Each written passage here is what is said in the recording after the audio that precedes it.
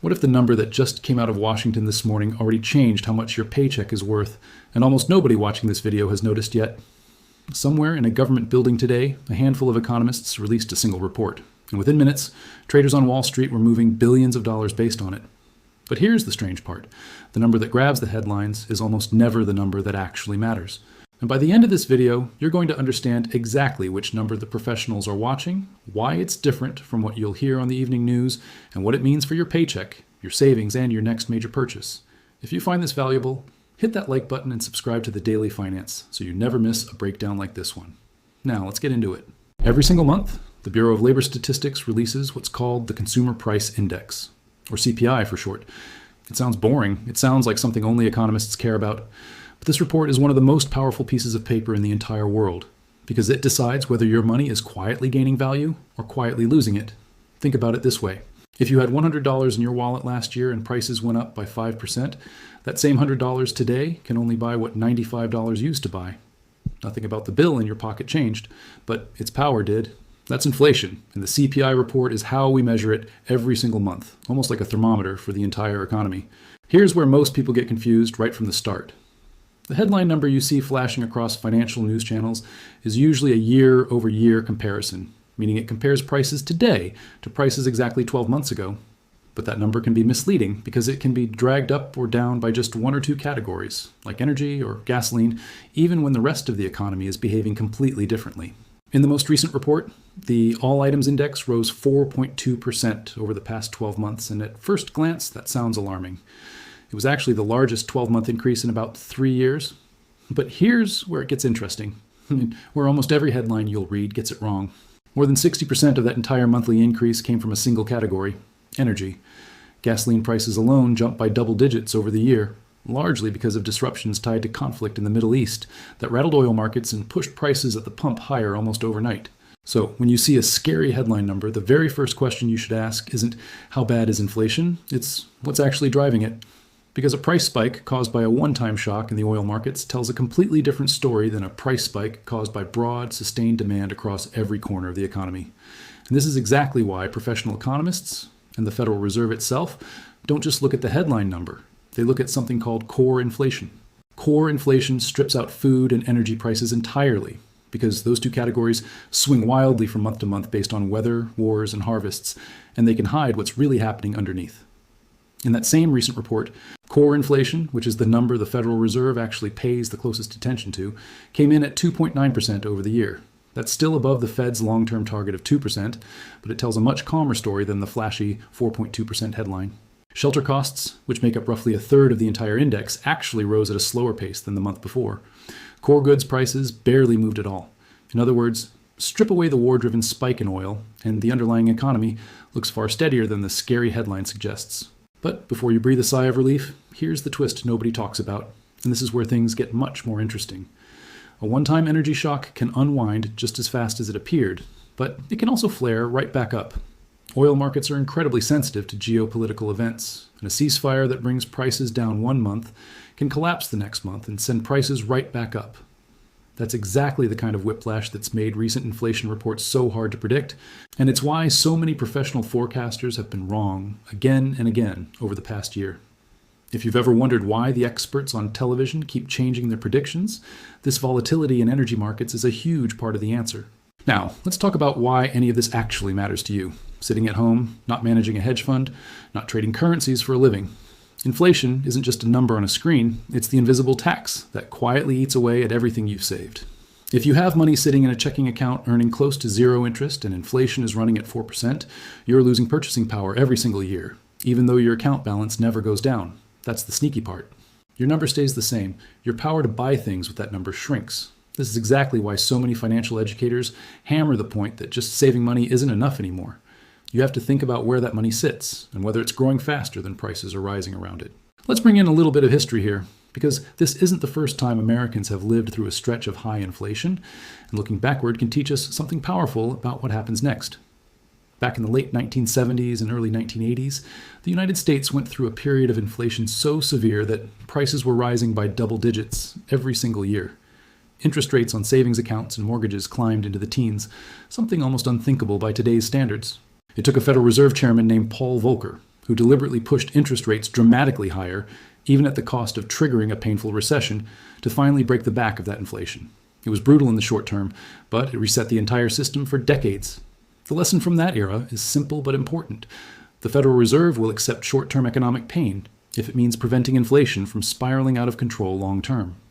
And that history is exactly why today's Federal Reserve reacts so cautiously, almost nervously, every time a hot inflation report comes across their desk. This brings us to the part almost nobody explains clearly enough, and it's the part that actually determines what happens to your mortgage rate, your credit card interest, and your savings account yield.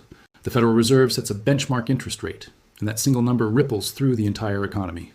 When inflation runs hot, the Fed tends to either raise interest rates or hold them steady at an elevated level, because higher rates make borrowing more expensive, which cools down spending, which in theory cools down prices.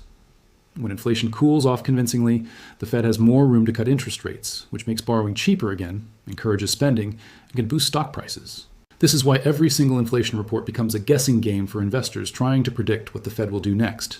It's like watching a chess match where the inflation report is the board, and the Fed's next move is the piece everyone is trying to predict. Here's where it gets personal for you specifically. If you're carrying a variable rate credit card balance, higher interest rate environments mean the interest charged on that balance climbs too, which can make debt far more expensive to pay off. If you're hoping to buy a house, mortgage rates tend to move in the same general direction as the broader interest rate environment, so a hot inflation report can nudge mortgage rates upward, sometimes within days. And if you have money sitting in a high-yield savings account or in short-term Treasury bills, elevated interest rates have actually been a silver lining for savers over the past couple of years, offering yields that would have seemed impossible back when rates were near zero. So inflation cuts both ways. It punishes people carrying debt at variable rates, but it can reward people who are patient enough to park cash in interest-bearing accounts instead of letting it sit idle. Let's pause here for a moment, because there's a psychological trap that catches almost every investor at some point, and understanding it might save you from a costly mistake. When a report comes in cooler than expected, there's a natural temptation to think inflation is fully defeated and interest rate cuts are right around the corner. Markets often rally hard on days like this, but seasoned investors know better than to overreact to a single month of data. One good report doesn't establish a trend, just like one bad report doesn't confirm a crisis. The real skill in reading these reports isn't reacting to any single number, it's watching the pattern build over several months in a row. Anyone who tells you they can predict the market's next move based on one inflation report alone is either overconfident or trying to sell you something. Now here's a comparison that tends to make all of this click for people who've never thought about it this way before. Imagine your body's temperature. One slightly elevated reading on a thermometer doesn't necessarily mean you're sick. It could be the weather, physical activity, or just normal fluctuation throughout the day. But if your temperature stays elevated for days in a row, that's when a doctor starts paying closer attention and considering treatment. Inflation reports work the same way. The Fed doesn't panic over one hot month. They watch the trend build across a series of readings before deciding whether real action is needed. This is exactly why you'll often hear Fed officials use the phrase data dependent. They're explicitly telling you they're waiting for a pattern, not reacting to a single data point.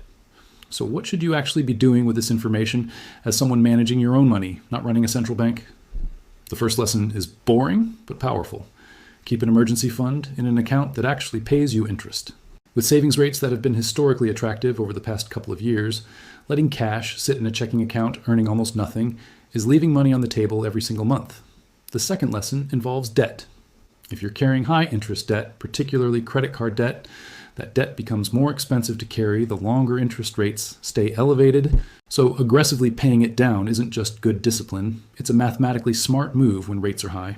The third lesson is about long-term investing, and this is where many beginners get nervous unnecessarily. Historically, over long stretches of time, stock markets have outpaced inflation, meaning your money has a much better chance of preserving and growing its real purchasing power in a diversified investment portfolio than sitting in cash. That doesn't mean investing is risk-free, and it doesn't mean every single year will be a winning year. But the data across decades tells a consistent story. Cash loses to inflation over time, while diversified investments have historically kept pace with it or beaten it. This is exactly why financial educators so often repeat the phrase, cash is not king during inflationary periods, ownership is. Owning a share of a business, a piece of real estate, or a diversified index fund gives you exposure to assets that can adjust and grow alongside rising prices, in a way that a static pile of cash simply cannot. Let's talk about something most people never consider, how inflation actually shows up in your everyday grocery bill, because abstract percentages become a lot more real once you translate them into something tangible. In the most recent report, food prices rose a little over 3% compared to the year before, with groceries you buy at the store rising slightly less than meals you buy at restaurants. That gap between eating at home and eating out isn't random. Restaurant prices tend to reflect not just ingredient costs, but labor costs, rent, and energy costs for the building itself, all of which have their own inflationary pressures layered on top of food prices. This is a small but powerful example of why inflation isn't one single force. It's dozens of overlapping forces, each moving at their own pace, colliding together into one number that gets summarized on the evening news in about 15 seconds. Here's another layer that almost nobody explains well, and it might be the most important concept in this entire video. There's a difference between prices falling and prices rising more slowly. When commentators talk about inflation cooling down, they almost never mean prices are actually dropping. They mean prices are still rising, just at a slower pace than before. Actual price declines, called deflation, are extremely rare and historically have been associated with severe economic downturns, not something anyone should be rooting for. So when you hear that inflation eased from one month to the next, understand clearly your grocery bill, your rent, your utility bill are almost certainly still higher than they were last year. They're just not climbing quite as fast as they were a few months earlier. This distinction alone clears up so much confusion around why prices at the store never seem to feel like they're going back down, even when the news says inflation is improving. Now let's circle back to that open thread from earlier in the video, because I promised you'd understand exactly why forecasters keep getting this wrong, and the answer connects everything we've covered so far. Energy markets, especially oil, have become extraordinarily volatile because of ongoing geopolitical tension. A ceasefire can knock gasoline prices down by double-digit percentages in a matter of weeks, only for renewed conflict to send prices right back up just as fast. Because energy has such an outsized influence on the headline inflation number, this volatility can make a single month's report look dramatically better or worse than the underlying economic reality actually is. This is precisely why professional economists keep repeating that 1 month of encouraging data doesn't mean inflation is defeated, and 1 month of alarming data doesn't mean a crisis is here. The real story is always in the trend, built patiently over many months, not the emotional reaction to any single headline. Let's talk about shelter costs for a moment, because this single category deserves special attention. Shelter, which includes both rent and a measurement of what it would cost homeowners to rent their own homes, makes up close to a third of the entire consumer price index. That means even small movements in shelter costs can meaningfully shift the entire inflation picture. Unlike gasoline, which can spike or crash within weeks, shelter costs move slowly, almost like a massive ship turning in the ocean. Rental agreements are typically locked in for months or years at a time, so it takes a long time for changes in the broader housing market to fully filter through into the CPI. This is actually one of the most encouraging signals economists watch closely, because when shelter inflation starts cooling, even gradually, it often signals more durable, longer-lasting relief on the horizon, compared to the far more volatile swings we see in energy prices. Here's a mistake I want to specifically warn you about, because I've watched so many beginner investors fall into this exact trap.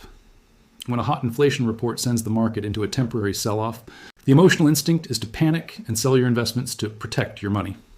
But history has shown time and time again that investors who make emotional decisions based on a single data release tend to underperform investors who simply stay the course with a long-term plan. Selling during a scary headline locks in your losses and takes you out of the market right before it often recovers. This isn't a guarantee every single time. Markets can be unpredictable in the short term, but the historical pattern across decades strongly favors patience over panic. If you take away just one lesson from this entire video, let it be this one: react to trends, not headlines. Let's take a quick detour outside the United States for a moment, because seeing how other countries are handling this same challenge puts our own situation into much clearer perspective. Inflation right now isn't just an American story, it's a global one. Across the group of major developed economies tracked together, inflation has been climbing as well, driven largely by the same energy disruptions rattling markets everywhere. Interestingly, some countries have leaned on government subsidies to artificially soften the blow at the gas pump and on utility bills, which has kept their measured inflation lower on paper, even though the underlying cost pressures are similar to what we're seeing here. Other economies, without those subsidy programs, have felt the energy shock much more directly in their own inflation reports. This matters for you because it's a reminder that inflation isn't purely a reflection of decisions made in Washington. Global energy markets, international shipping routes, and geopolitical conflicts thousands of miles away can all show up directly in the price you pay for a tank of gas or a carton of eggs right here at home. Let's bring this down to a real relatable example, because numbers on a screen only mean so much until you picture an actual person living through them. Imagine a family budgeting $40 a week for gas to get to work and school. When energy prices spike due to conflict overseas, that same weekly routine might suddenly cost $48 or $50, without anything in that family's life actually changing. They're driving the same distance, working the same job, living in the same house. The only thing that changed is the price tag attached to the exact same behavior. Multiply that gap across groceries, insurance, utilities, and everyday purchases, and you start to understand why inflation feels so personal and so frustrating, even when economists insist the broader trend is technically improving. The numbers on a government report and the numbers on a family's monthly budget don't always feel like they're telling the same story, even when mathematically they actually are. This is exactly why understanding the difference between headline and core inflation isn't just an academic exercise, it's a practical tool you can use to interpret the news more intelligently than most people around you. The next time you see a scary headline about inflation jumping, your very first move should be to ask what drove it. Was it a broad, sustained increase across nearly every category, which would be a genuine warning sign? Or was it concentrated almost entirely in one volatile category like energy, which tends to swing hard in both directions and often reverses just as quickly as it appeared?